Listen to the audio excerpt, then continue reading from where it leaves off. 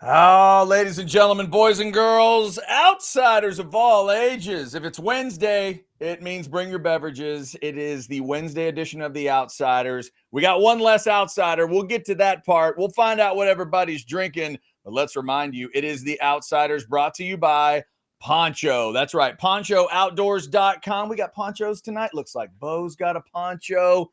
Jason Dick? Yeah, Oh, yeah. that looks like Yeah. a poncho down there in the lower right as well. You know who else needs the poncho?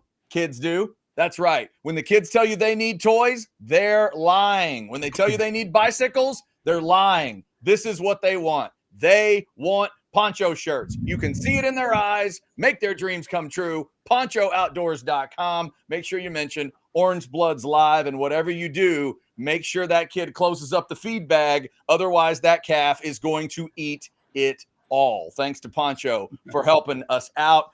Here are your outsiders for the evening. Let's start by telling Mach 5 to get well soon. Chance Mach had a minor medical procedure done this week. He'll hopefully be back with us next week because, come on, it's the A&M game week next week. By the way, programming note, Monday and Tuesday next week, because some of us will be traveling on Wednesday night like a lot of you. So you can go with the recorded version if you need to, but we'll go Monday and Tuesday night next week for the A&M game. All right, so let's check on the outsiders tonight. Up here at the top, because we're leading the picks, and then he just took the lead in the picks, so I'll say his name first. He is Blake, the super producer, jumping in. Blake, what are you drinking tonight?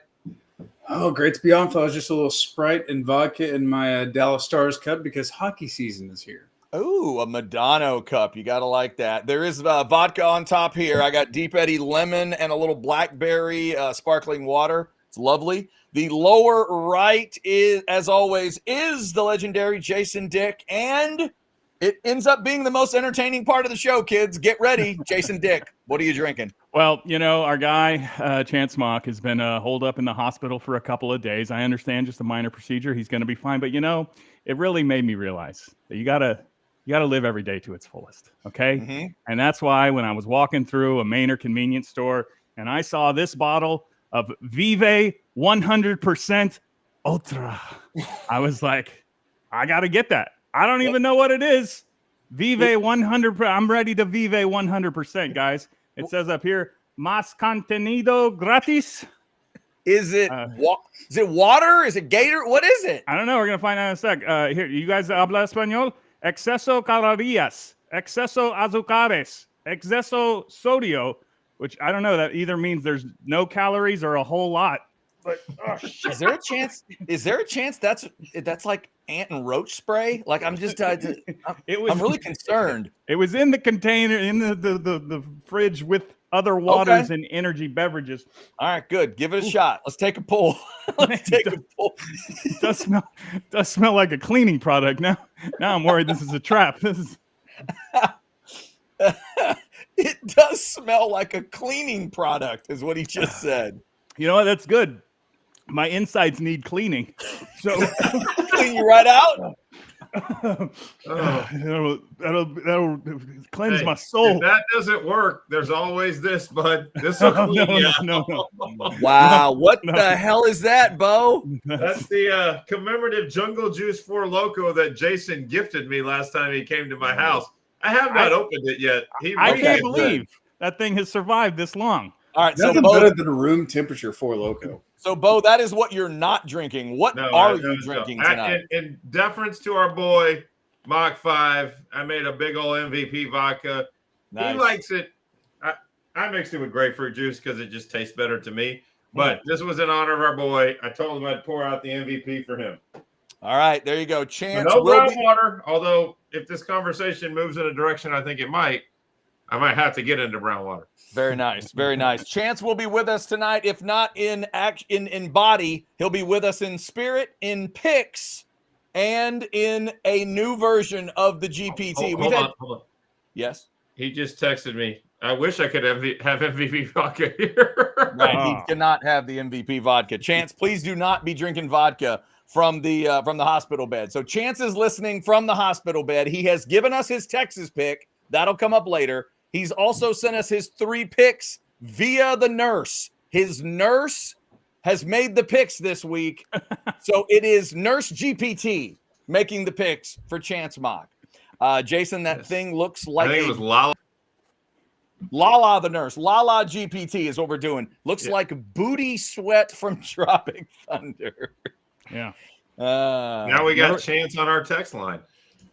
Now that's a move. I was expecting that to happen. God. Yeah, I was expecting that to happen. Yeah. Olaf from the Woodlands. Hope to be back Monday. Love all you guys. Thank you. Vive 100%, Chance. Vive 100%. Yeah, we love you too, Chance. Get better soon. Shout out to everybody everywhere tonight. Uncle Mickey is up in Canada, rocking the hook'em emojis. Our man Chris Bennett is holding it down out in Washington State. You know, he's getting ready for Texas and Kentucky. And look at this. Maybe as far away as you can get. Athens, Texas. Look at C. Jenkins out there in deep East Texas. Athens. There it is. Home of Trinity Valley. All right. We invite everybody to jump on in the chat tonight. Get your picks in. Our man ATX Bates is going to show you the way early. He's thrown 3 at us. If you want to do the same thing, 3 picks, spread, over, under, whatever you like. Make your picks. If you go 3-0, you will get the poncho shirt of your choice. Bo, did the chatter go 3-0 last week? No. No, he did not. Nope, didn't happen. So Bates, it might be you. We don't know, but our man Blake will start marking those. So we have them. We already got 3 people sending in their picks. If you pick ATX Bates, just looking at the similarity between his picks and mine, either I'm going to have my first 3-0 week, or pick ATX Bates and we don't have to give away a shirt. There we go. Let's just go ahead. Before we'll get to the picks later on, but just a little preemptive congratulations to our man, Blake, the super producer. He knocked me off the top of the mountain. God. I went 0-3 last week. Now, Blake and I are still kind of separated from the crowd, but Blake is now in the top spot. So, Blake, congratulations on your success. Heading down the home stretch here, fellas. Hey, yeah, he is. I'm coming for you, Jason. I'm only 2 games back now. You better watch out. Well, I haven't gotten a pick right since like September, so you're probably going to catch me soon. All right, by the way, Blake, your shirt, I got shipping notice today, will be here on Monday. So if you want your San Jacinto just in time for a game next week, we have a Poncho San Jacinto. All right, Jason, good to know. Phenomenal. You picked the size that they were not ready to ship. With the Longhorn logo. But it has been ordered and paid for. So you have a San Jacinto coming your way too, boss. Excellent. Texas on the old sleeve there. Definitely check that one out. Before we get into a Texas discussion, our man Chris Bennett has an early dick move of the week. The nonsense during the CFP ranking show last night, a.k.a. the Bash Texas show. Chris Bennett did not enjoy. You're stepping on my stuff, CB. That's what I had for you. But yeah. All right, we'll get to that. Thank you, CB. That's why I wore my Harvard shirt, just so I could profess my intelligence. That's right. Bo is going to tell us all that he is a Harvard man tonight, and he was absolutely right about some stuff. But as we get ready for Texas and Kentucky, guys, and looking at numbers like I do every week, there was a lot of talk about this Kentucky defense earlier in the season. They were like top 10 against the run, I think, at one point. But I look at them right now, and they are 29 in total defense, which is pretty good. A top 30 total defense. Anybody know where the Horns are right now in total defense? Oh, wow. That's only one finger Bo is holding up. And he's right. Is it one? They're number 1 in the country in total defense. And the guy we put on the thumbnail tonight, Bo, is a local product for the Austin UT fans. He's right there in the area. And man, what a game. Let's give Jahdae Barron his full credit. Last week, 7 tackles, 6 solo, a sack, 2 tackles for loss, and a pass defensed. He was everywhere, Bo. Even when it didn't actually go into the stat sheet, he was making stuff happen. What a season he's had, and what a game against Arkansas. It was an amazing game, but it also points to the fallacy that sometimes is preseason talk and media and things of that nature. Because you remember May, June, July, when Jahdae Barron wasn't prominent in summer practice notes and wasn't he was bouncing around different positions. Now it would appear that the coaching staff actually had a plan. They knew where they were going to put Jahdae Barron at outside corner, which is one of the reasons that he came back and didn't go to the NFL, was because he was told he needed to do that and not just be one of the best nickel corners in the college football. The coaches had a plan, and they wanted to get other guys reps during that practice time because they weren't concerned about what Jahdae Barron was going to bring to the table. They knew they had a star. And I guess the bigger point that I'm trying to make is sometimes you don't have to be myopic with your trust, but sometimes you have to trust that the guys leading the program know what the hell they're doing. They're not just dudes that were hanging out at 7-Eleven going, hey, big gulps, huh? We'll start whoever. They had a plan. And the second piece that I wanted to bring up when I was sending that title was real programs build inroads in communities. And you see it from like the Bamas of the world when they were at their peak, or Georgia's at the world. When the players go out and watch local high school athletics as a collective, that makes the program bigger in the area's eyes. Like that's when kids grow up when they're 10, 11, 12 and want to be Longhorns because Jahdae Barron was on the sideline with Michael Taff and Colton Vosick and Ethan Burke and Andrew Makuba and all these others at these local high school games. And they're not just going to check out their school. They're checking out the action because they're football guys. And with that comes this desire from the youngsters to want to play for that program. And let's be real. In a place of the state of Texas, sorry, Chad, I'm not trying to dog your Aggies, but a little bit I am, because if Texas can make those inroads in the bigger cities, which is where most of the players come from, Chad, y'all can have every recruit from College Station and Bryan. We'll take all the ones from Austin proper, and we'll win that battle every day. And who was it threw in? And our man Chris Bennett threw in the idea that Barron might have sealed up the Thorpe with that performance. We'll see about that. There's one turd in the punch bowl with Jahdae Barron winning the Thorpe. Travis Hunter, the biggest name in all of college football. Do it. Like the NFL gives the MVP to somebody, and then an offensive player of the year to somebody else. So you kind of see that in college football as well, with like the Maxwell and the Heisman and some of that stuff. Because I don't think there's any way Bates can be right on both of these. I don't think Travis Hunter is going to win the Heisman and Jahdae wins the Thorpe. If Hunter wins the Heisman, isn't he going to win the Thorpe? His scenario is actually plausible because people, assuming he's going to win the Heisman, don't want him to win all the damn awards, and they give it to someone else. Just like when the goofy Sam Bradford won the Heisman, Colt McCoy won the Davey O'Brien that year. These voters do discuss with each other, and they don't want their winner to be. Trust me, the Thorpe Award wants a splash for their award and their ceremony, and they want a guy with a big picture. If it's the guy that already won the Heisman, doesn't really do much. Yeah. That may be true. Also, the punter award or something. To be clear, Travis Hunter wins the Heisman because he plays both sides of the ball, though. Objectively, just as a defensive back, I think he's comparable with Barron. I think Jahdae Barron can earn it, but I'll be real. I think Jahdae Barron's a hell of a football player. If you want to give Travis Hunter all the awards, I'm okay with that too, because he's doing stuff that nobody else can do. For the record, gentlemen, the Thorpe Award goes back to the mid 80s. You know how many Longhorns have won it? A lot. But if by a lot you mean two, then you are correct. Two Longhorns. Michael Huff and Aaron Ross. Back to back, 06 and 07. If I'm seeing correctly, the record is OU with 3. So if he were to win it, then they would tie OU. Yeah, I keep thinking of nominations as wins, and there were a lot of years where Texas had a lot of finalists for the award, like Earl Thomas. But and it's also one of those awards that you feel like's been around our whole lives, and it just hasn't quite. And maybe it has been for some of our whole lives because Blake's young. But it's one of those kind of weird things. And Bo, to your point about the Austin area, those other two guys are from Texas, but they're not from the Austin area. For a Pflugerville Conley product, a stud from the area to win the Thorpe, that would be a big deal. And obviously that would be an important thing, like you said, to show everybody that the big time talent, because we've watched some big time talent the Garrett Wilsons of the world, the Human Melans of the world from the area go elsewhere. So it is cool. It is cool for Texas fans to see them not only stay, but stay and play really well. And let me make this abundantly clear. I'm not saying I don't think Jahdae Barron should win the Thorpe.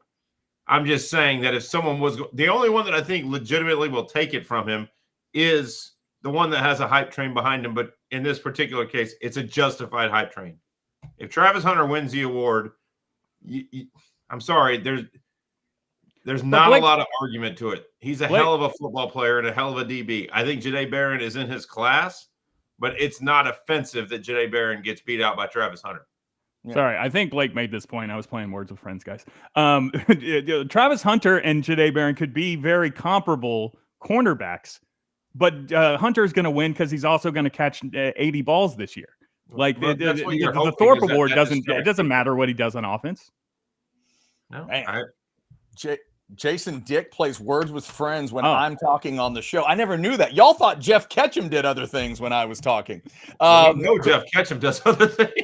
Chris Bennett says Jammer 01, Earl 09, Elliott 17 were finalists. And then, speaking of Austin, he does bring up, one of those OU guys was Derek Strait, who, of course, is from Austin, but won it with from OU back in 03. So best of luck to Jahdae Barron, but he's playing incredible. And, fellas, I thought one of the biggest plays of that ball game was that blitz right up the middle for Kwiatkowski to dial it up that way. I believe, if I'm not mistaken, that was 13-10 at that point. It's before the drive, I think, that ended it. It was. A 3rd and long, and Barron's kind of got that weird little side saddle look of, is he coming, is he not? And Arkansas doesn't pick him up. And there's no technical stat there. I guess you get a hurry maybe from that because he doesn't make contact, but he destroys that play. And Bo, without that, I don't know. Obviously, we don't know how the rest of that game goes, but I thought that was the moment that started Texas's, trip to controlling that game. No doubt that was a big start. And there's one way, Jason, that Jahdae Barron can eclipse the star that is Travis Hunter right now. He gets prime time on Saturday night next week. Yeah. That will be one of the 2 or 3 most watched football games of the college football season for a multitude of reasons. But it is going to be everybody thought Texas, Georgia was big, and it was here. Countrywide, Texas A&M on Thanksgiving weekend, and not just being a Texas homer, it's going to be the show. They've put it there to be the show. They're going to hype it up all week to be the show, and it's going to be electric because there is no better thing on TV than Kyle Field when it's rumbling. Because that is college football at its finest. It's everything ABC. It's what they want to talk about. So if Jahdae Barron goes and balls out and has a 2 interception with a sack and a tackle for a loss, you can write it in Sharpie that he wins the Thorpe Award because then he will be a star. That's the type of game that will make some guys a lot of money because they will become instant national names because that's the game. All right, speaking of the Aggies, they've got a big game at Auburn this week, and somebody's taking that game in the picks. Which way are they going to go? You're about to find out. But before that, let's thank one of our great partners around here, and we'll start with Covert Ford. Good story coming, but first, here's the truck. With Covert Ford of Austin, all season we're bringing the football fun to you with unbeatable deals on our all-new Ford F-150s. Whether you're tailgating with friends or cruising to the big game, our powerful trucks are your perfect MVP. Come experience the rugged performance and cutting-edge features that make every drive an experience. Touchdown savings await at Covert Ford of Austin, a family tradition since 1909. CovertFord.com. Covert Ford right there on 183. I say it all the time. Go in and see our boy, outsider Chris Abbott, sitting right next to Kenny Covert. Well, guess what? One of you in Outsider Nation did that this week. Chris texted me. He goes, somebody came in and asked the front desk, where's Chris Abbott's desk? Sure enough, they took him over to Abbott's desk. That individual is buying a truck this week from Chris Abbott at Covert Ford because of the things that we talk about. Service after the sale, friendly staff, a covert on the floor to take whatever questions you may have. Be the next one in line to go see Chris Abbott at Covert Ford on 183. They're closed on Saturdays, so you can watch the Longhorns. Open on Sundays. Covert Ford on 183. Boed, you know what that is? You just did the verbal version of that billboard that says, "Does advertising work?" It just did. It just did. Well, Chris texted me out of the blue. I was texting him about something else. And he goes, by the way, some dude came in and asked for Chris Abbott at the front desk. That's good. That's good stuff. All right. It is just about time to make some picks. When we get to the end of it, we will get to Lala GPT and Chance's Nurse's picks. But before that, we got to go right to the top. It's not me anymore on the top. It's this dude at the top. Captain Over Under rode it all the way to the top, and now he's just going to show off and not have an over under. Blake, what's going on? You're damn right, Chad. Now that I'm at the top, I just plan on holding this position with some easy spreads. Taking the dogs, and I'm not talking about Georgia, big underdogs. Army, 2 touchdowns. This has been the play all season. I played Army probably 8 times this year. We're going back to the well. Army, Notre Dame. They win this game 14.5 easy. Indiana, I think this is just a game that gets a little sloppy. The chalk would be Ohio State. Every year they have this kind of game at the end of the season and they take care of business. But I think this one's a little closer than usual, and Ohio State squeaks it out maybe by a touchdown. And then Ole Miss, after their big old win, Florida with DJ Lagway plus 10.5. I'm taking Florida. Oh, man, it does feel like if you're going to go with that game, that's the one. We'll see if anybody wants to lay those points with Ole Miss, but it's not going to be me. We'll get to my picks. Can you be disrespected and be a 10-point favorite on the road? I'm going to say yes if you're the Mustangs. I'm going to lay 9.5 at Virginia. I think SMU's playing their ass off right now, and I think they can handle that number. I think the Georgia game goes over. I think Kirby and the crew are going to want to show off, plus they're playing UMass. There'll be a huge hunk of that. I could see like a 52-10 kind of a thing. So I'll go over. I'll go into Blake's world of overs and unders and see if it does me any good. And this last one, I'll admit, is just personal. I don't like Oklahoma. I really hope Bama kicks them around and helps them get towards that 1-7 conference record. I got a weird feeling this could be kind of close because Bama won't pay attention because it's right before the Iron Bowl. But come on, Milroe. Go get them. Get them in Norman. Do it by 2 touchdowns or more and really make me happy. I'll lay the points with Ala freaking Bama. That brings us to Jason Dick and his strange drinks, and here are his picks. Vive 100% on these picks, guys. A weird week in that I see these numbers that don't make sense to me, and usually when that happens, I think that should be a stay away or even go the other side.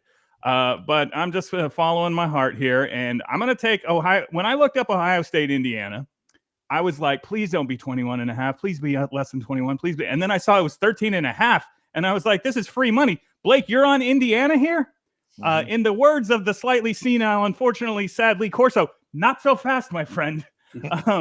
Ohio State, close call versus Wisconsin last week. Home versus the most overrated team in college football. Okay? They have things to prove. And they are going to boat race the Hoosiers into basketball season. All right.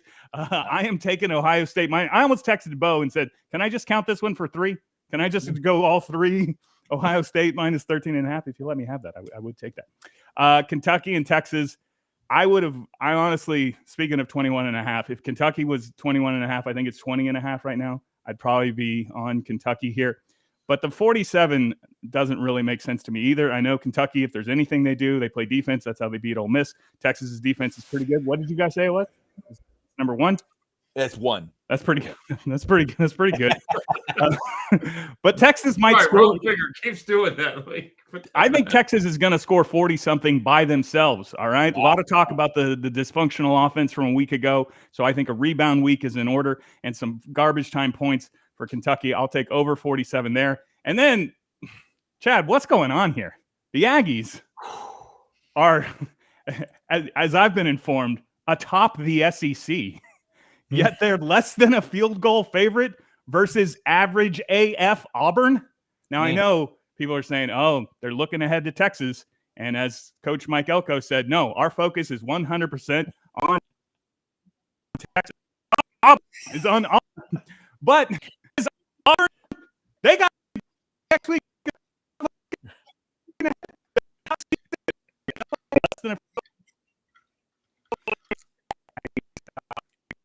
-2.5.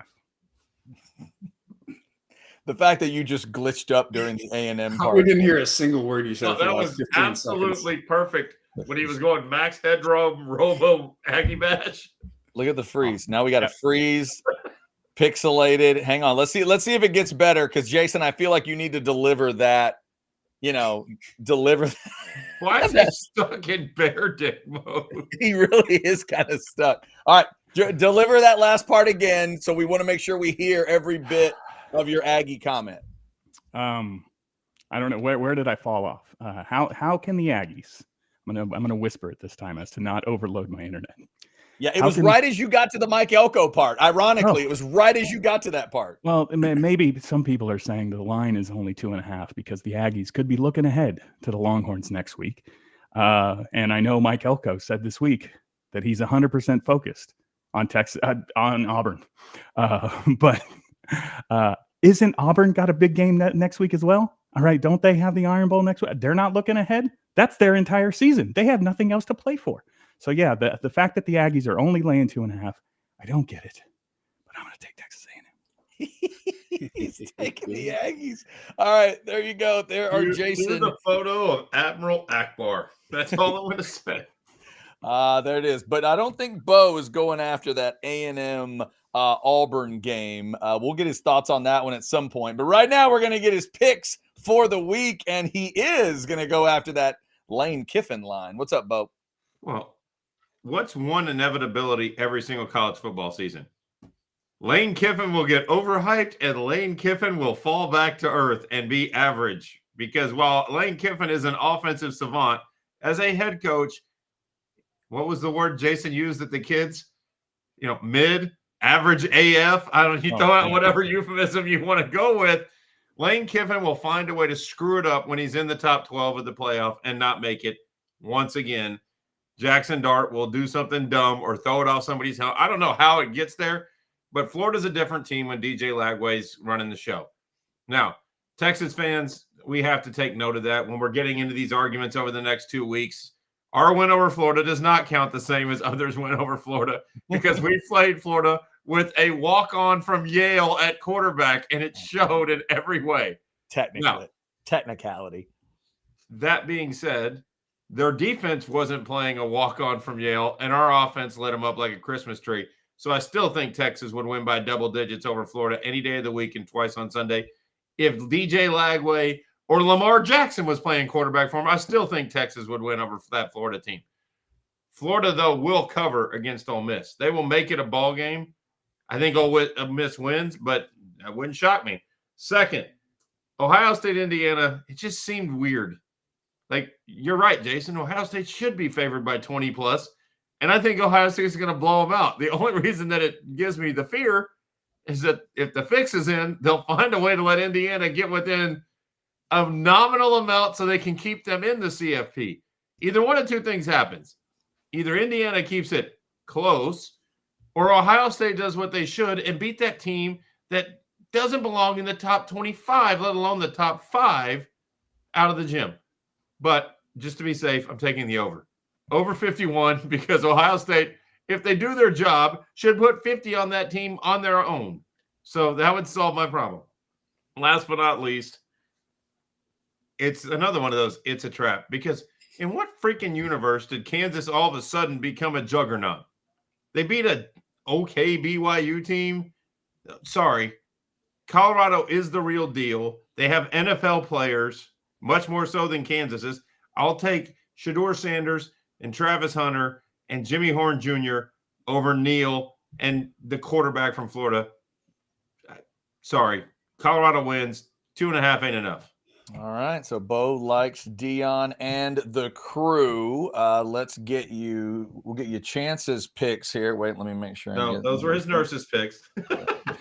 Right. We'll get you Chance's nurses' picks here. Lala GPT. Like some favorites. Only Chance would have a nurse named Lala. It wasn't like Nurse Ratchet GPT. No, we got Lala. No, we got Lala, and Lala likes favorites, likes a lot of favorites. Ohio State minus the 13.5, Alabama minus 13 and a hook, and not afraid of 14.5 with Notre Dame facing the United States Army. The Nurse GPT, Lala GPT, is going to take all three of those. I was expecting a nurse to be more patriotic, to be honest.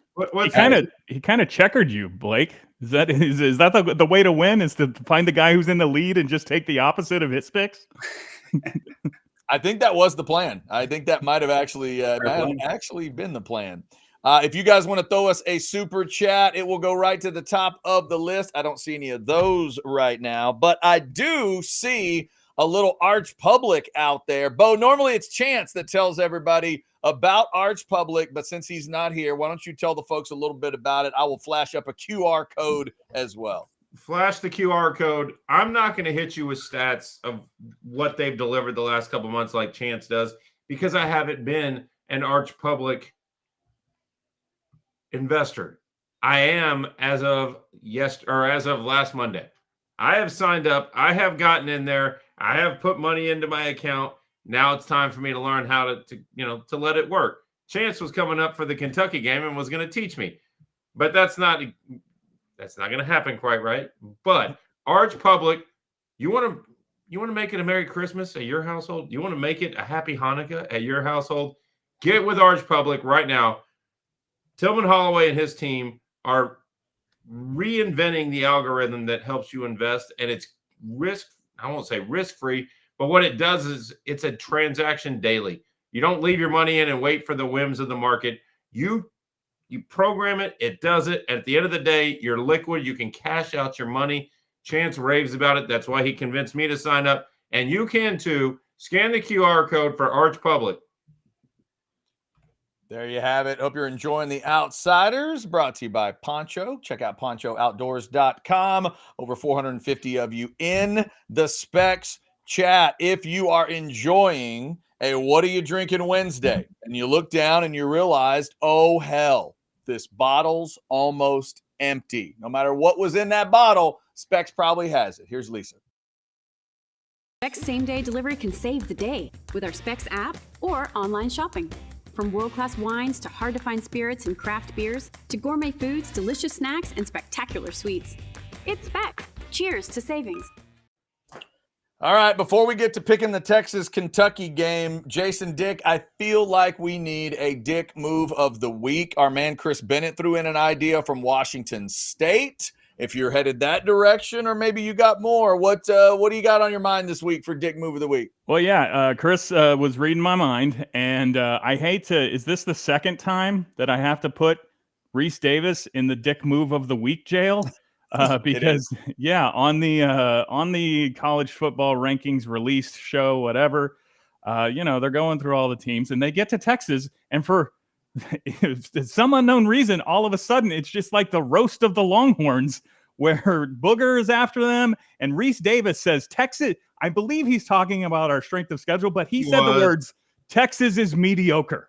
All right. Now he's got to really work on his context. This is twice now this season, Reese. But yeah, I think he's talking about Texas's strength of schedule, which I think is one of the most nonsense, numbers that you can find out there. Watch the games, man. Watch the games. But the place I just Googled it has Texas at 14. Is that possible? Is Texas at 14 strength of schedule? I don't know. Everybody's busting on Texas for their strength of schedule in a season where we have Michigan, Oklahoma, Georgia, Florida, Arkansas, Texas A&M. Now, look, the SEC, I was told it's a gauntlet, okay? We're going to go to the SEC, and it's going to be a gauntlet, all right? And the teams that we have played that were supposed to be good that are down, we have beat the pants off of them, okay? And we have one, misstep versus Georgia, which, by the way, how can they constantly talk about Texas being Georgia's best win and Texas also being overrated because they haven't played anybody? I just don't get it. But I will say to Reese and to Booger and to everybody who's busting on Texas for their strength of schedule, when you just got to look 2 spots down at Indiana, and then we can really have a conversation. Dick move, man. Dick move. Jason, and I'm also going to call myself out for a dick move of the week here in a second because I've earned every bit of it. But they're setting up the story. They don't want to be seen as in cahoots with Texas when Texas ends up making it. So all the talking heads are gone, kind of diverting attention. The second piece of that is Texas' strength of schedule, and Reese Davis said it, the way the schedule has played out has been slightly mediocre. That's not Texas's fault. It's just the way the cookie crumbled. Nobody expected when this schedule was made 2 years ago that Florida, and by the way, they're playing much better football now and is going to make a bowl game once they beat Florida State. And Billy Napier, who was dead man walking, is going to keep his job. So maybe it's not as bad of Florida as people are putting it out to be, but Florida was supposed to be better. And Michigan was the defending national champ. Nobody was anticipating Jim Harbaugh breaking so many rules and running to the NFL right at that exact moment. And Michigan I'm sorry, I'm sure he's a nice guy, but the head coach they acquired ain't the guy. He might be the first guy fired after less than a season of college football. And that might have a reason as to why Michigan looks so bad. But the games that were supposed to materialize didn't. And so our schedule was not great. Go ask people that season tickets like yourself, Jason. When you saw the SEC schedule and you saw everything announced, you were expecting more than what we got out of the home games this year. Like, for sure. That's not enough. Kentucky was supposed to be better. The beginning of the year, Kentucky was ranked, and Kentucky was supposed to be, a potential bowl team, all these things. And then everybody remembered they have a Stoops as a coach, and things went off the rails. But, Texas can't control that aspect of the schedule, but what Texas can control is what they have done with that schedule. Yes. And if you, as you mentioned, watch the games. Yes, we beat Vanderbilt by 3 in Nashville. Except for if you watch the game, we were up by double digits until 3 minutes left when they got, a late trash touchdown. Well, fine. That same Vanderbilt team beat supposedly playoff team Alabama. So what you can find is all the teams that are weak on Texas's schedule have pushed down one of the teams that's supposed to be strong. One of Ole Miss's losses is to Kentucky. One of Tennessee's losses is to Arkansas. If we dispatch of Kentucky in the same way we dispatch, then we would have shown that, yes, we didn't beat the heavy hitters, but we also avoided the landmines that can be what is supposedly the toughest conference in the country. And while we shouldn't be put on a pedestal for it, we also shouldn't be downgraded for it. Now, and there are some good numbers for Texas, by the way. Just one real quick, Bo, I'll let you continue, but just a good one to peek at. ATX Bates, Texas, number 1 in the SEC in point differential in conference. I didn't realize that till he threw that up on an earlier show today. Plus 83, leading the entire conference in differential. Not bad. And one of the games that was supposed to be a weak game at the front end of our schedule is going to be a conference championship, in the conference championship game in Colorado State.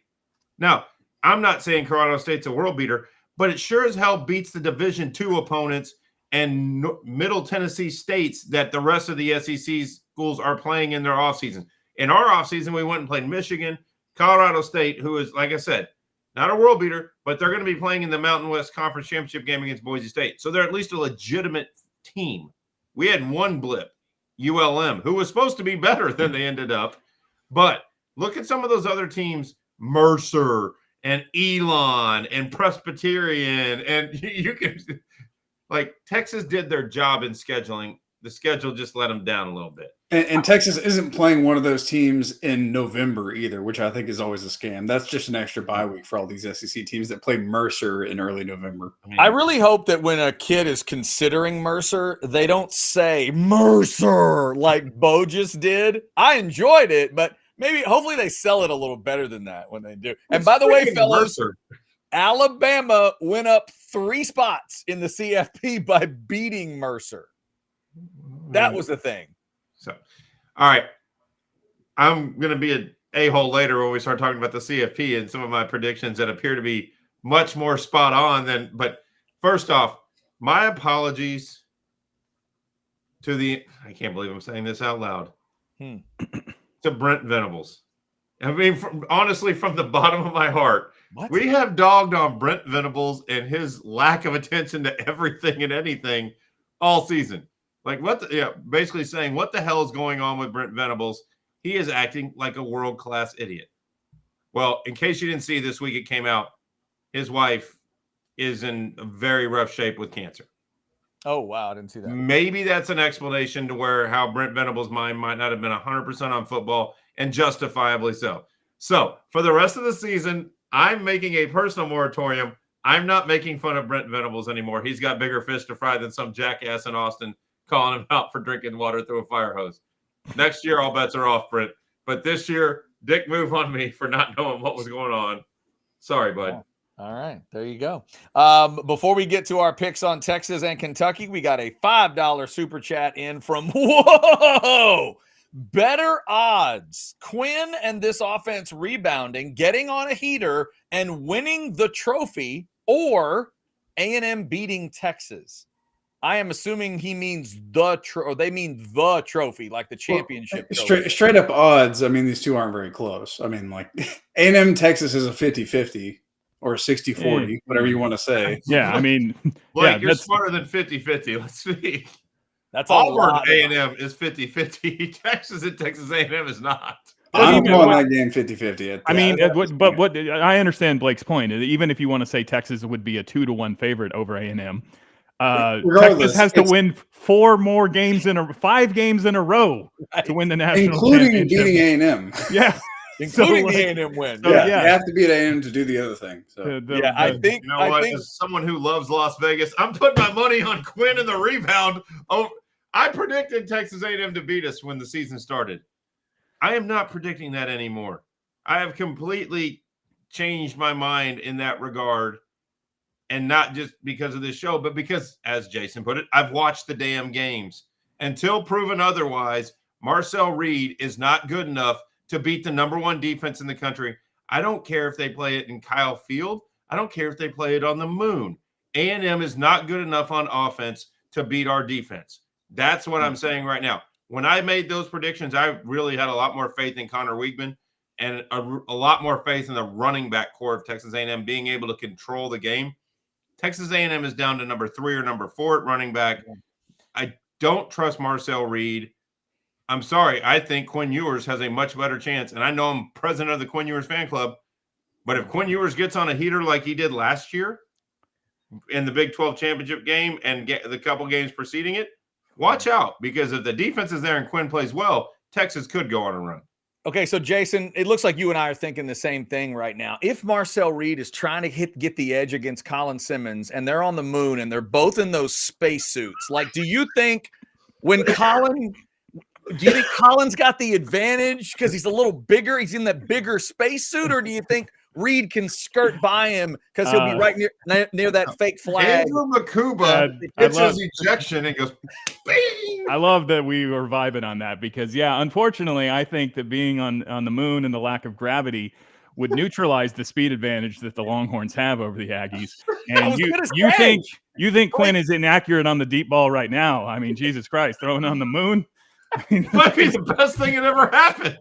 You get rid of gravity. It's going to be a 1,500-yard pass, okay? It's never going to come down. Hey, even Sark will tell you, boys, you get rid of gravity and the air resistance and everything, there's no way to know what your offense can do at that point. We appreciate the $5 super chat and that one. But I think if you want to play the math, I think you know which way to go there on your comments. All right. Let's see if there's any others. Make sure we don't have any other super chats. I don't think we do. Let me remind you before we get into our picks for Texas and Kentucky, if you want to throw in your 3-game picks and we pick you this week and you go 3-0, you're going to win that poncho shirt of your choice. Only one person, it's Randy, I believe. Only one of our fans has done it this year. You could be the second if you get that done. All right. Before we get into our picks, let's talk about one of our great partners around here, and I'm going to try to bring this on the screen. We'll see if the old man can pull this off. We're going to talk some Last Stand hats. That's right. We talk about the True Fans brand all the time. Today, we thought we'd just show you the selection. I was going to put a graphic together, but dadgummit, it's too hard. There's too much stuff. Let's start with the Texas stuff. Look at all this Texas stuff. Little Texas fight right there. A little bit of this. And look, when you put the cursor over it, look at that. It changes. Look at that. It's exciting. Now it's beige, and now it's white. And now it's beige, and now it's white. It's exciting. You got all this stuff going on. Look at this one. Beige, now it's orange. This one's white, and now it's gray. They have all the different choices for you. Get to shopping. Are you a Texas State person? Are you into some Bobcat? Maybe old school SWT. Oh, it's white, and now it's cream. And now it's white, and now it's cream. You can do all that. All you want. They got Texas State. Look at this one with the helmet. You got that? And then it's white. And then it's gray. And then it's white. Trucker style. They got all this kind of stuff. It is fantastic. They've even got your normal. You want to do this? You want to do the look at that. And it's blue. And it's white. You get the logo with the state of Texas.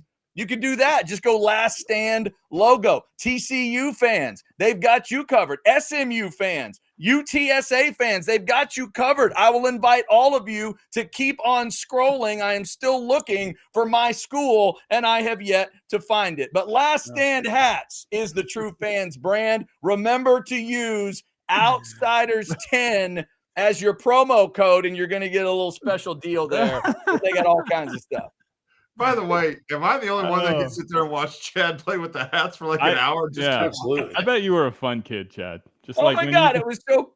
You got an etch a sketch the first time, and he's just like, "Oh yeah." Chad, can we get one of these weeks? We need to get you sorting all your helmets into the matchups. I would just one time film the process. You literally want to see me rearranging the helmets? Oh yeah, oh yeah. Oh my God! And narrating the entire thing. Oh, and narrating. Okay, like, narrating. And now Kentucky's coming down here because they're playing Illinois. Chad is the human embodiment of when Ted Lasso says, "Be curious, not judgmental."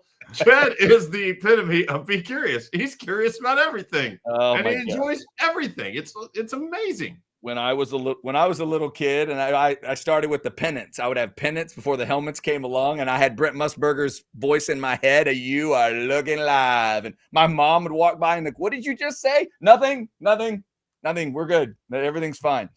Yeah. By the way, 17 matchups behind me in college football this week. I'm very excited about it. 17 of them, including Texas and Kentucky, A&M and Auburn, and all kinds of stuff. I've even got Bama and OU back there. Not prominent. They're like right there. I got to move for you to see them, but they're back there. You just got to look carefully.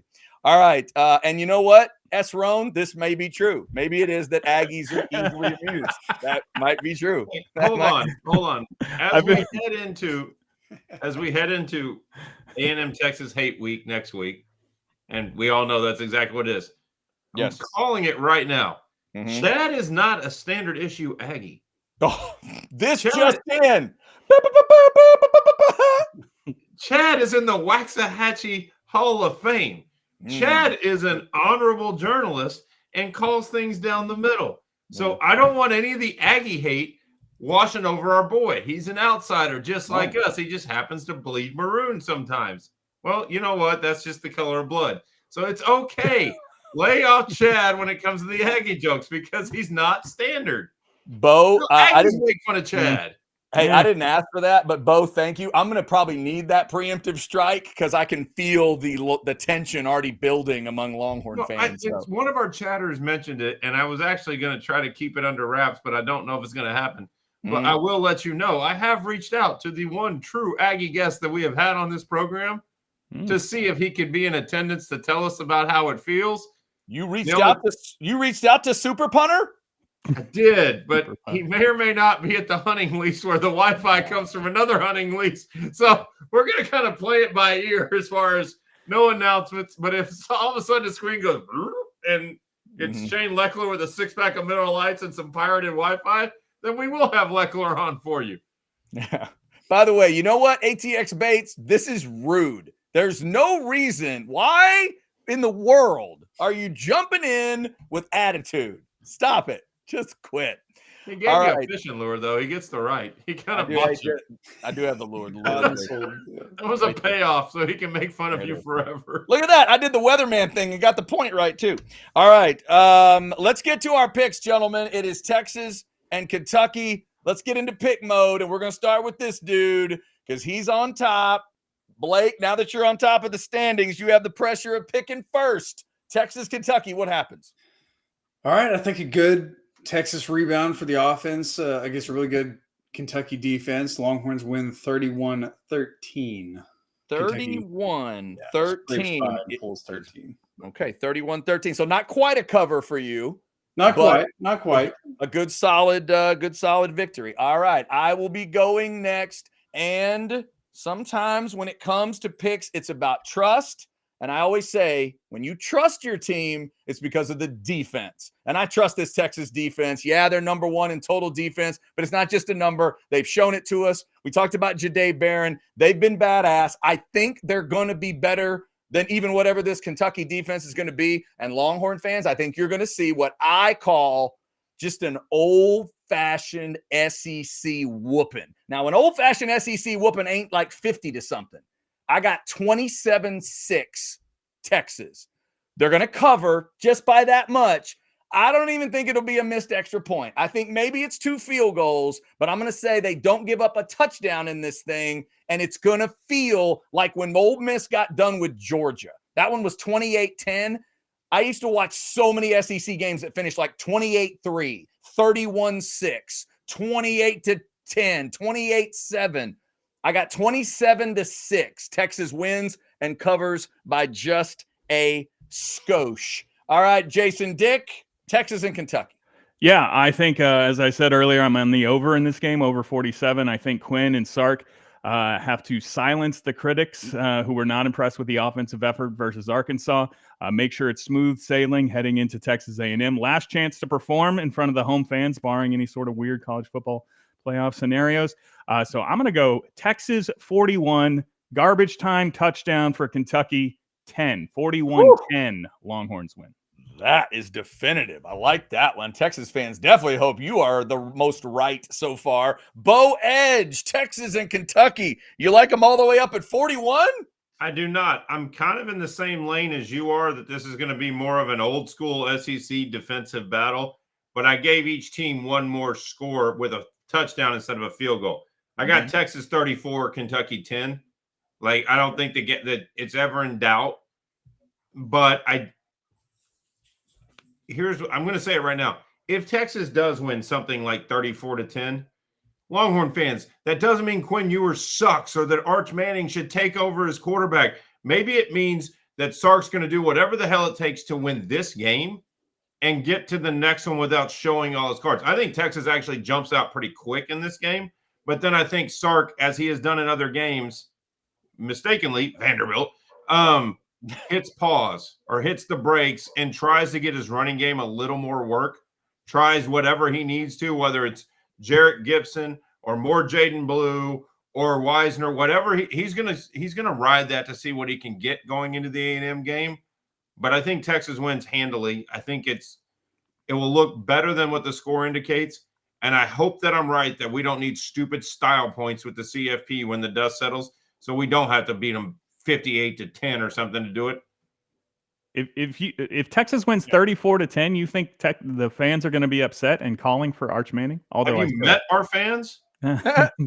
We beat Florida 49-14 or whatever it was, 49-17, and Quinn goes for 304 tutties in the first half with no missteps, and the entire conversation in the stands where I was at was good. Now we get to see Arch; he's better.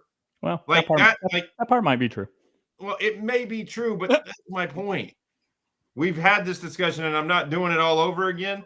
Quinn is our quarterback, whether you like it, I like it, or anybody else likes it, because he's Sark's quarterback. And if Sark has earned anything with this fan base at this point, having brought us back from the abyss that was the Tom Herman era or the Charlie Strong era or the end of the Mac Brown era, you know what? He gets the benefit of the damn doubt.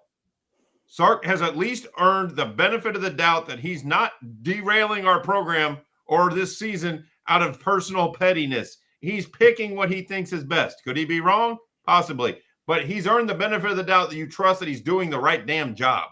Hey, we didn't call him for Pete Kwiatkowski to be fired a year ago or at least reassigned, and Gary Patterson, the guy that was brought in as an analyst, to be made the DC. Well, now what he's saying about Pete Kwiatkowski, now that he's got 3 or 4 years with his guys and went to the portal and got the depth he wanted at defensive tackle. Please trying to run out of town now? No, you're going to be pissed when he takes a head coaching job a year from now. Yeah. All right. Hey, did we pour one out for our guy Tom Herman, who's been fired again? All right.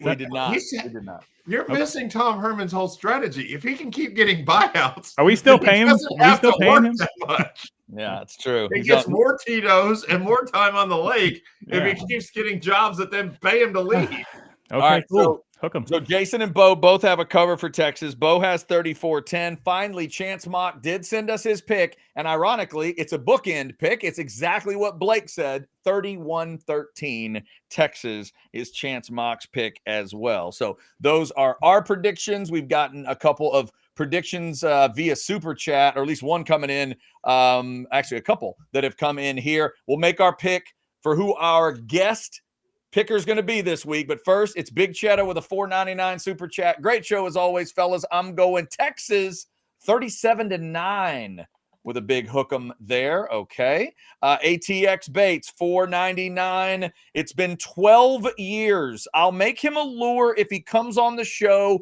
Brian Jones on the Outsiders for Aggie Week. Make it happen. Texas 35, Kentucky 7. You know what, Bates? I can ask. I would love a late night 12 unhinged years? Brian Jones. Yeah, I please. just think it might be past Brian's bedtime. If there's one thing we have not seen yet on Orange Bloods Live, it is Brian at night. Brian Jones, old 60 after dark. That has not happened yet. We usually just get lunchtime, Brian. Exactly. And tomorrow, in fact, on House Divided. Ketch is not on House Divided tomorrow. He's taking care of a couple things. And he's having, at some point, a procedure done. Not exactly the same procedure that Chance had done, but both of them dealing with some stuff. But Brian's going to be on tomorrow in the daytime, like Blake said. Well, maybe I'll give it a shot for next Monday or Tuesday. We'll do Monday, Tuesday next week for the A&M week. I got So, it. If give it a we shot. end up getting Leckler, Mhm. and I'm not saying that we will. I texted him and he's like, dude, he goes, I won't know till I'm there if we were going to give this a shot. Right. We got to get Stuttered. They were teammates with the Texans, and nobody can unleash Aggie hate like Casey Stuttered. That would be incredible. That would be incredible. We Those can get two. Stuttered, Leckler, That's what I'm saying. Just have the two of them going at it. and Brian Jones and just let them do their own Oh, podcast. That would be a fun Tuesday night show. Unreal. And Woe jumps back in with $5. Whoa. A, I know how odds work. I'm still saying we can't lose to A&M. Bo gets it. B, the hate is still there in my heart. It grows. Whoa, of course it's still there. You could have taken 30 years between games and it was going to be there, and it's perfect that it's back. We're 10 days away as we're sitting here talking on a Wednesday night. Now, for folks like me that just want it to be as badass as it can be, we just got to have both these teams handle their business one more time before we get to I'm not November. worried about our team, Chad. I don't know if I'm not as worried. I am concerned for both of these teams because it's a unique experience. They have never had to deal with it before, and I just don't know. I don't know what to tell either one of them about how to get through this week because it's not Western Carolina and it's not Chattanooga. They are at the bottom of the conference. I get that. It's the easiest version of it, but I don't know if either of these games is going to look easy as we watch them, especially what the Aggies will deal with. I wasn't going to get into the Aggies because that's a real road game against a team that is a roller coaster, and the bad for Auburn is really bad, but the good can compete with just about any team in the top 25. You know, from like 10 on, the middle. I'd say that about the Aggies too. Well, I was going to get there, but here's why. And this isn't Texas homer juice. This is just the reality of the situation. Texas is at home. Texas just had their challenge game, which was the Arkansas game that was, they got their dogfight. If Texas is a championship team, you don't have dogfights every week. You do have a couple during the season, just like Oregon just did last week, just like other teams have throughout this year. Ohio State has had a couple where they were, I don't think that will be the Indiana game.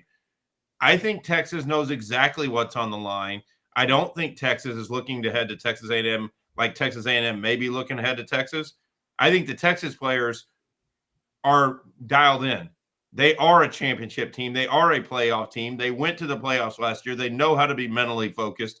So maybe it's a close game for the first 10 minutes, but at the end of the day, talent will win out, and Texas is decidedly better at every single position on the field. And there's just no other way around it. And Brock Vandegrift sucks. There's a reason he's on his third school in 3 years, because while he can throw it through a damn wall, he can't throw it accurately, and he makes terrible decisions. And there's a reason he keeps getting passed over. That's the difference in the scenario. Kentucky isn't a team that can jump up and scare you. They were at the beginning of the year. They're a shell of themselves. Their coach is about to get fired. Mark Stoops may be the only Division I Group of 5 coach or Power 4 coach that's going to get fired this year. Let that simmer in. Think of all the conferences and all the jobs.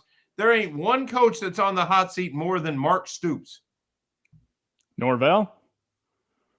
He's got too big of a buyout, and they can't afford it. Yeah, I think you're probably right about that. And he did just go to the playoff, he did just go undefeated before the whole incident. I think Norvell gets at least one more year. But the two that were most likely to get fired were Napier and Dave Aranda. And however I say it wrong, I don't care. Dave Aranda at Baylor. Aranda's in line to be the damn Big 12 Coach of the Year if Dion doesn't exist. And Napier just pulled off the game that kept him his job. Somebody's got to get fired. I think it's going to be Stoops. Bo just said his name like it's a new community out in the hill country that's about to start building houses. We are moving to Aranda. Yeah. They have, look at all this land. From the low 400s. Jason, it's Central Texas. From the low 600s. Yeah, Aranda. Yeah. Right. Come on out here, man. You come out to Manor. I'll find you a spot. Go to the Aranda and Manor. I got a low 400. Starting at the low 800,000s. Yeah. All right, before we do anything else, fellas, I'm seeing Blake, is it 7 pickers we got lined up? We got 7. All right. My suggestion would be, since we talked Jahdae Barron tonight, maybe we go with number 7. What do y'all think? 7. 7? 7. Do it. 7. Like Monica once said, 7. 7. Nathan is number 7. Lay the points with Miami. Ole Miss, Florida. Don't succeed. Try again. Ole Miss, Florida, the under. Okay. Texas, Kentucky, the over. All right. So this is one formula here. You see that 2 over-unders in a spread? That's how you win. That's it. Okay. He's got a better Texas Kentucky number than me. Can I have over 46.5? I have 47. All right. Every score. By the way, lost because he piggybacked one of your picks. Nathan, let's party, man. Every one of these scores that has come in, all of these guys, Chance from the hospital, everybody, the score they put up was under 47. I tell you what, you guys need to Vive 100%. All right. You guys are not Vive in 100. That's for sure. That's true. You are correct. Yeah. You and Bo both went over that number. You said 47. No, Bo didn't quite go that far. No, all y'all were under. I was at 44. Yeah, you're right. You're the only one. We got this, Nate Dogg. Me and you, buddy. Believing Texas can get it up to 41. That'll be impressive if Texas hangs 41 on Kentucky. I would think even the committee and Booger McFarland would have to pay attention. Nathan's picks are in. We got those picks, fellas. Blake, Bo, you got them? Yep, I got them. All right, Nathan. Best of luck to you. If you go 3-0, you get to pick the poncho shirt of your choice. All right, Bo, before we do anything else, why don't you tell the folks about Rogue Shop? I was showing them the website earlier for Last Stand. It's a good one. Rogue Shop's website's badass too. They got a lot of cool stuff. They just keep coming out with new products at Rogue Shop. Whatever it is that you have that's bothering you, whether it's sleep, anxiety, or you just want to party, they have whatever you need. They have brownie kits now. Like, you can order it, they send it to you, and you can make your own brownies at home like back when you were in college, or at least when I was in college. It's a lot of fun.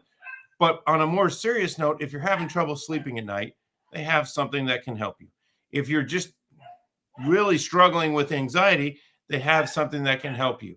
Rogue Shop is owned by great people. They will walk you through the process. I mean it. If you click on their website, a little pop-up, it will be one of the owners communicating directly with you, and they will help you to the product. You can call them, and they will help get you to the product that you need.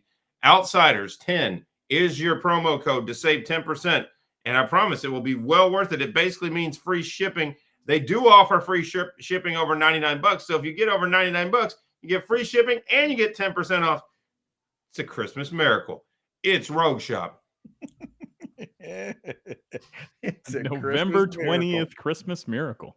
That is that's Is it wrong to bring up Christmas before Thanksgiving? Hey, if you have the spirit of Christmas in your heart, Bo, it's 365 days a year, baby. Well, okay, let me paint the picture for you. damn And right. my wife is an amazing Christmas aficionado. We have 11 Christmas trees. Themed. Every room has its own tree. You have 11 full-size Christmas trees in your house? Not all full size. The ones in the kids' rooms are like 4-footers and things. But let me see. 4-footers. 1, 2, 3, 4, 5, 6 full-size trees. There's an Astros themed tree. There's a Longhorn themed tree. Wow. There's a tree where she has saved every Christmas card we've ever gotten since we met back in the year 2000. Wow. She keeps them all by year, clips them together with a hole punch and a thing to where you have a Christmas card memory book of every single year. They line the staircase. It is an entire amazing white Christmas ordeal. And I keep telling her we should keep it up year round, partially because putting it back sucks, right. but also because you have to rent a storage unit. Huh? You have to rent a storage unit to keep all these goddamn Christmas trees. I own a storage shed, a 12 by 12 that is just for the tubs of Christmas gear. Wow. That is. But the house is amazing. So I'm already in the Christmas mood. She got started earlier this year because we weren't hosting Thanksgiving. This sums up the me of the world versus the her of the world. She has spent full days and trips to everywhere to get things, and she makes her own bows, like ties her own bow. Like, it's incredible. Wow. You know, people have been saying my this. contribution is, What's that? other than bringing the tubs out of the storage shed, I have one of those light displays you get at Walgreens with the laser show that plugs in the front yard. I like those. Minute and a half from the shed to plug it in, stick it in the ground, walk away, and be like, got the outside done. Good. Yeah. People have been saying to me for like a decade but Jenny, you need an intervention, girl. All right, somebody's got to. You got to 11 Christmas Shut trees. your mouth. That's You a lot. shut your whore mouth. It's amazing when your house is enveloped in Christmas happiness. You feel like I got more energy. I swear I beat pneumonia and norovirus because our house became Christmas and it made me happy. Well, what made her stop at 11? Why not 12 or 13 or like? There's only 11 rooms, asshole. We don't need 2 in one room. They would Come on, Blake. Why not? That would be nonsense, Blake, to have 2 Christmas trees in one room. You have one in the backyard? Goofball. We did have one on the deck that we put beer cans on, but last 2 years ago, yeah, we when you got finished your can, you hung it on there. It became a pretty nice looking tree. Yeah. How should I put this in the most non-gross way possible? Oh. When that freeze hit, when the tree came back, it had mold all over it. I don't know why. I don't know if it was the beer. I don't know what happened, but that tree went to the dump and it just hasn't been replaced. Although it might be this year because as a family, I will say we ordered a tree on TikTok. We have to see how that turns out. Wow.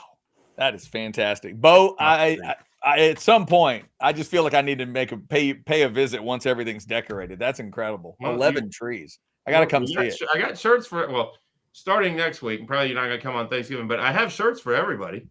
Oh. It's like Christmas at the Edge House. Okay. All right. Well, at some point, hey, when everything's decorated, I want to come check it out because if you got 11 trees, we have 11 different themes as well. Let's see. Astros tree, Maine Christmas tree, card Christmas tree, kid tree, Longhorn tree. Does she have a mall quality tree or what one of my friends likes to call the bitch tree? I don't know why is it called the bitch? I'm not following the logic of said tree, but just a tree that is so immaculately decorated, like it looks like it should be in a mall, but it also looks like it was decorated by a woman with an attitude that if you try to touch the tree, she's going to punch you in the head. I will send you privately a picture of our main tree that she hand ribbons, and the only problem with it is the ceilings are only 9 feet tall, so it can only be an 8-foot tree, and she really wanted the 10-footer. It just doesn't fit. I was like, there's no way we're going to adjust it to make it squeeze in under the Oh, I But think yes, the mall the tree main is tree coming. is awesome. The one that takes the most work is the Astro tree, though. And she loves the Astros more than any human I know. Because you got to hide the electronic buzzers on them. Is that what? That too, but Oh, he beat me by 1 second. Damn it. Good job, I knew Jason. I set that one up wrong. Well played. ATX Bates, buy or sell. It's okay to start watching Christmas Vacation before Thanksgiving, and eggnog is disgusting. Yeah. Eggnog is not disgusting if you put brown water in it, whether that's rum or whiskey or whatever. You can get through the eggnog with cinnamon and brown water. Yeah, If for you're me, just ATX drinking it Bates out of the thing, you're gross. Yeah, I got to sell that whole thing because of your ending. I'll buy the first part, though. You can watch Christmas Vacation in July, as far as I'm concerned. And eggnog, I love, when I grew up, I grew up drinking a lot of milk. One of the first alcoholic beverages I fell in love with was a Colorado Bulldog. I am not going to dog a milky drink like that. I've had eggnog that's really good.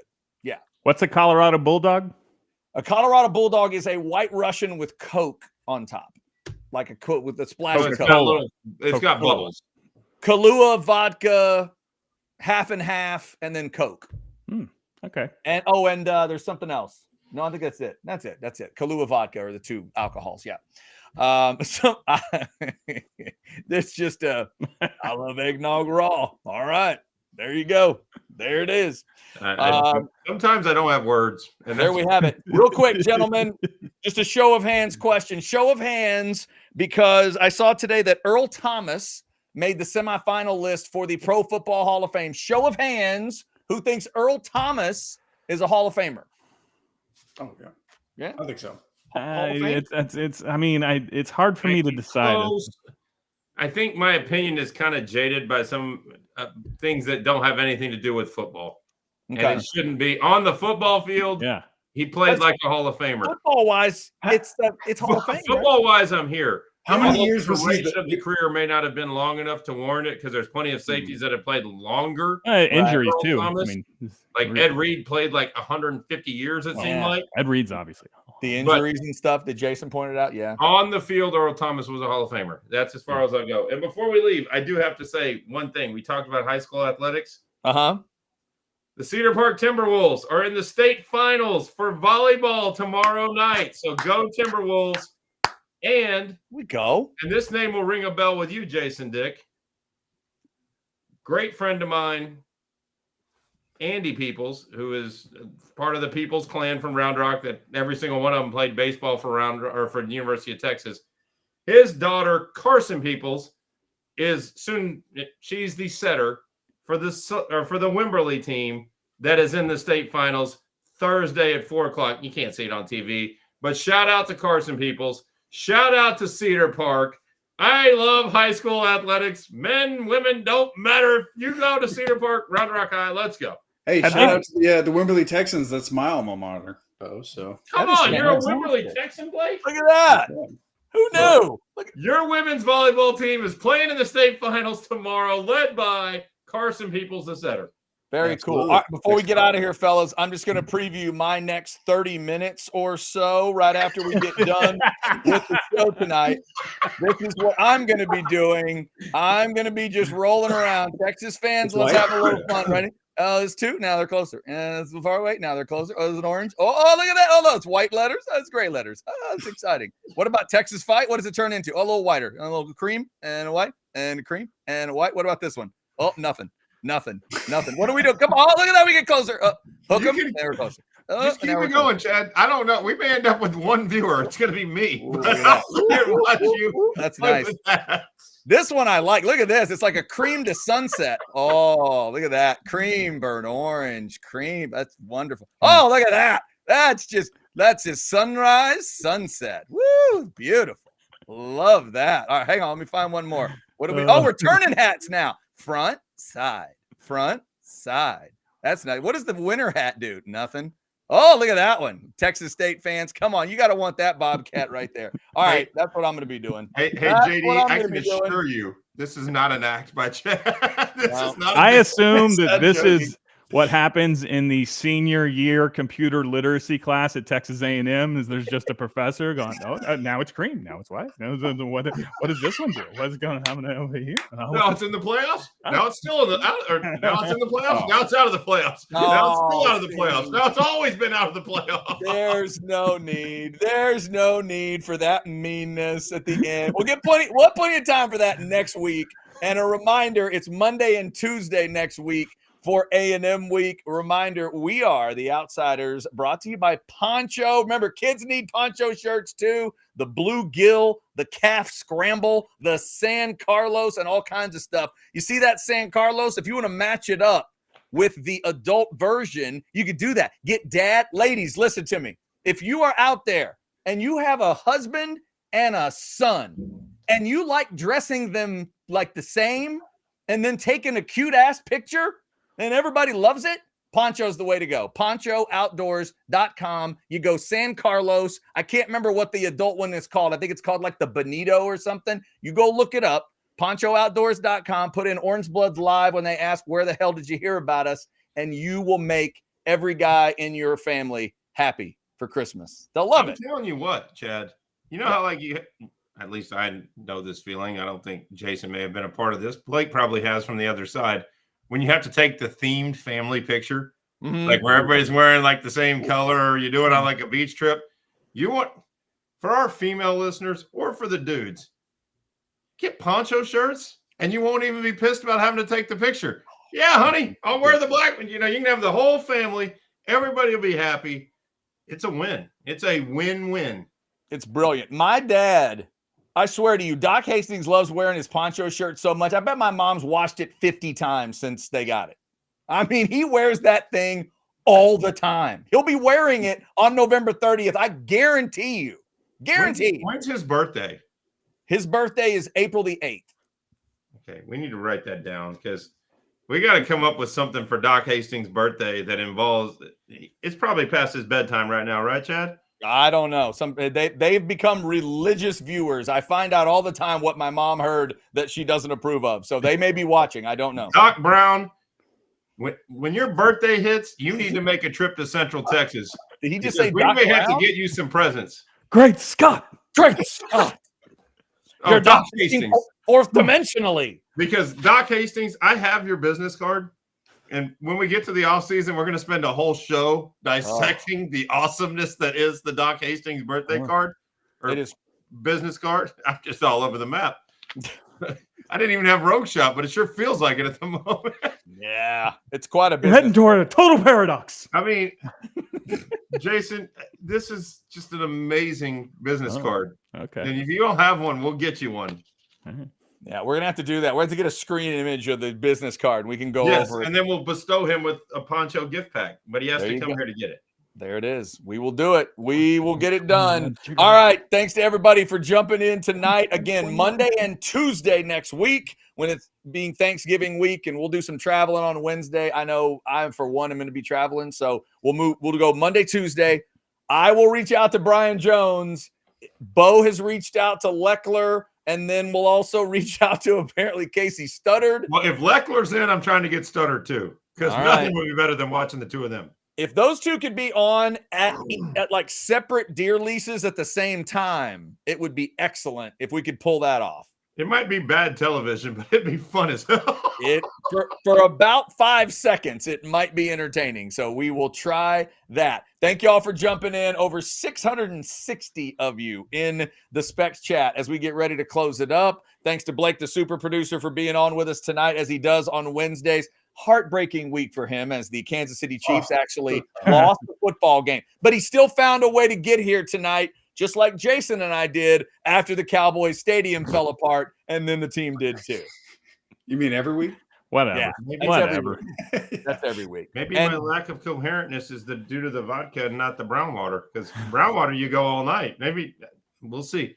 Maybe that's what it is. Bo found his new drink tonight, MVP vodka. He became a vodka guy I tonight. have a case of those things.